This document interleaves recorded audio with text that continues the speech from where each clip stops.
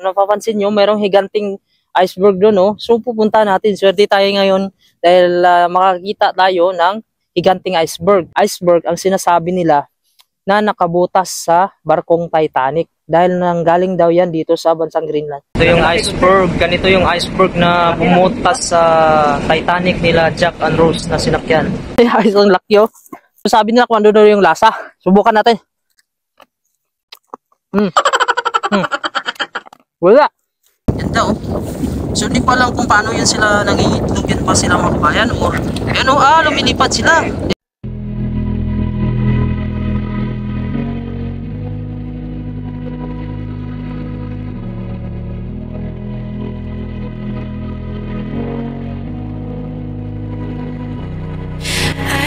Sleep, yeah. Only miss you when I'm breathing. So ayan mga kabayan, nandito na tayo malapit sa gilid ng dagat. So i-zoom natin mga kabayan, maraming mga iceberg dun sa una, no? Ayan. So lalapitan natin kung mayroong iceberg sa gilid mismo para makita niyo kung gaano kalaki yung mga iceberg dito.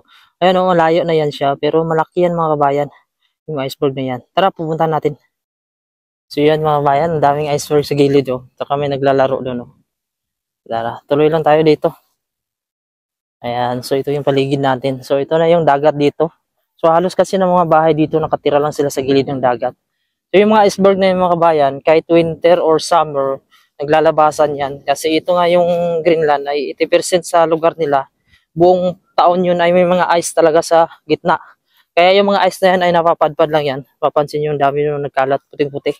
So lalapitan natin yung mga iceberg na yan. Yung may malaki pa doon mga kabayan, parang higante.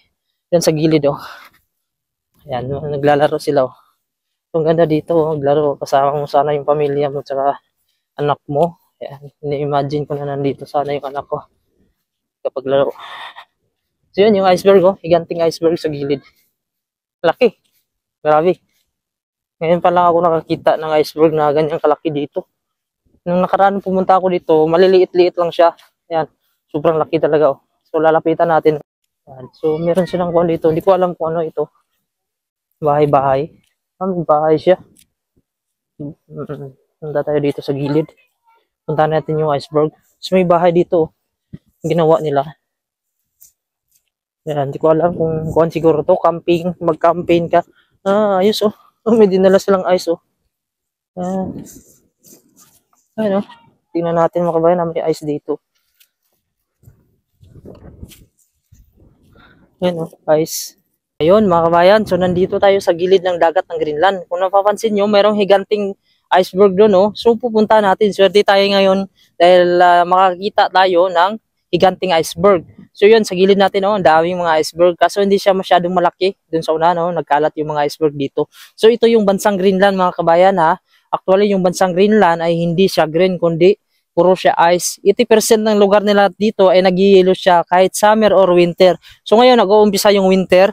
So yun yung iceberg. So lalapitan natin. So yung iceberg na yan ay hindi permanent dito. So sa gitnang bahagi yan ng Greenland dahil yung Greenland ay 80% sa gitna niya na puro yellow kahit summer. So lalapitan natin, ipapakita ko sa inyo kung ano yung iceberg na yan. Iceberg ang sinasabi nila na nakabutas sa barkong Titanic dahil nanggaling daw yan dito sa Greenland. So lalapitan natin mga kabayan. Sobrang laki ng iceberg. Swerte natin ngayon mga kabayan. Nakakita tayo ng malaking iceberg yun. So yun yung kayak nila. Yan yung kayak. Yun yung ginagamit na sa naunang buwan. Hanggang ngayon gumagamit sila ng kayak.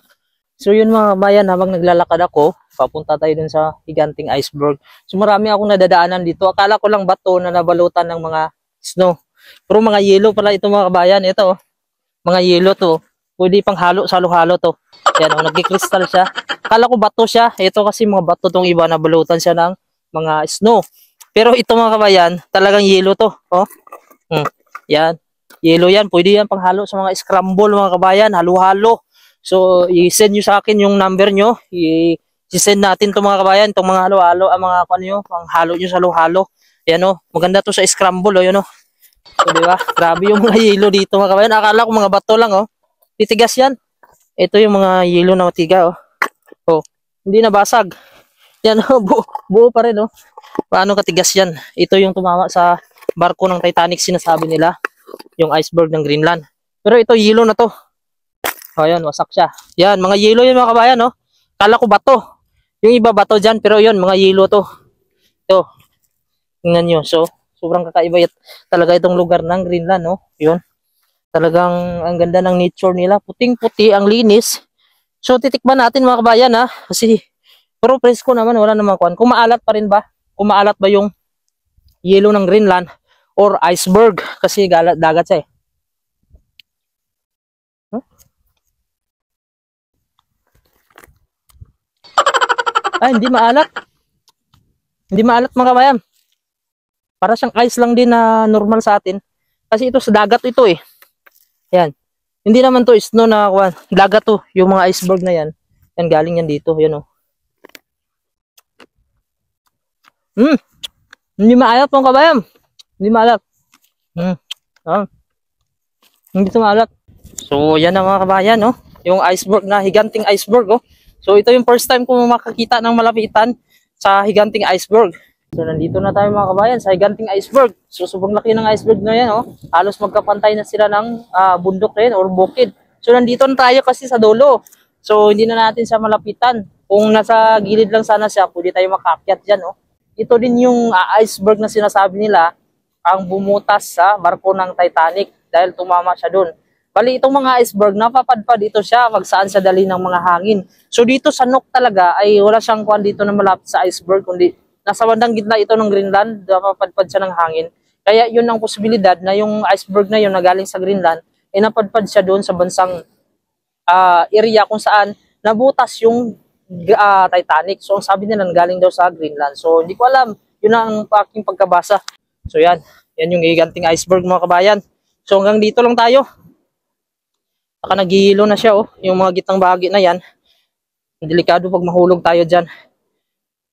Malamig yung dagat mga kabayan. So, paboritong puntahan ng mga ibon yan. Yung taas na yan. Ayan, oh. Puting-puti siya. Ayan, yung iceberg na yan. Higanting iceberg. Grabe, sobrang ganda mga kabayan, no? Kung malapit lang sana dito mga kabayan, pwede siyang patungan, no? Kung matigas yung sa itaas niya. Ayan, no? Sarap sana pumatong dyan. Magpa-picture-picture. Ang ganda. Grabe yung gawa talaga ng Panginoon, no? Tingnan mo naman yung iceberg na yan, no? Halos magkapantay lang sila ng bundok. Yung sa likod yung bundok, taas na yung bundok mga kabayan, no?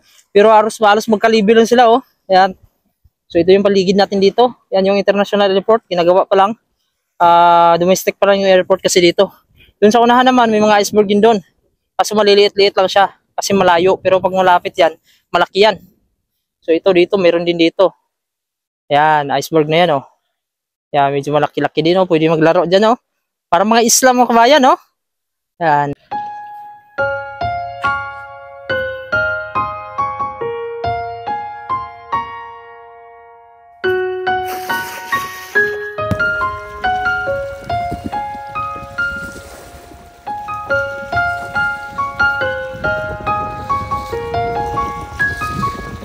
Merong mga bibi dun sa gilid mga kabayan, no?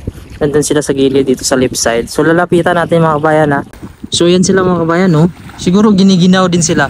Ang lalaki, oh. Tataba pa. Yun, malangoy din niya. Kung din sila mga kabayan, nagpapalutang-lutang. Doon yung mga kasama niya sa una, no?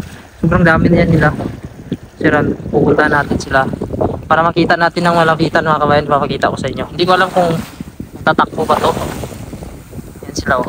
May mga kuwan sila mga kabayan, yung ulo nila, oh. Mayroong green, yan, oh. May mga color green. Yung isa pink, yung paa, oh. Ang ganda ng kulay, oh. Sira, puntahan natin. Ayun, so yan sila mga kabayan, oh. Nagpupuan na sila sa gilid. Siguro yung kinakain yan, isda din. Kasi nga wala naman sila ibang makain dito mga kabayan, hindi isda lang. So yan sila, oh. Yan. Ang ganda ng mga kulay nila, oh. So sana hindi sila lilipad, no. Yan, ganda, oh. So hindi ko alam kung paano yan sila nangingitlog, yan ba sila mga kabayan, or yan, oh, lumilipad sila. Yan, oh. Parang mga baby na wild duck mga kabayan, oh. Yan, oh. Yan pala sila. Lumilipad sila, yan. Kung din sila takot din sila sa tao. Ayan sila, ang daming law. Yan.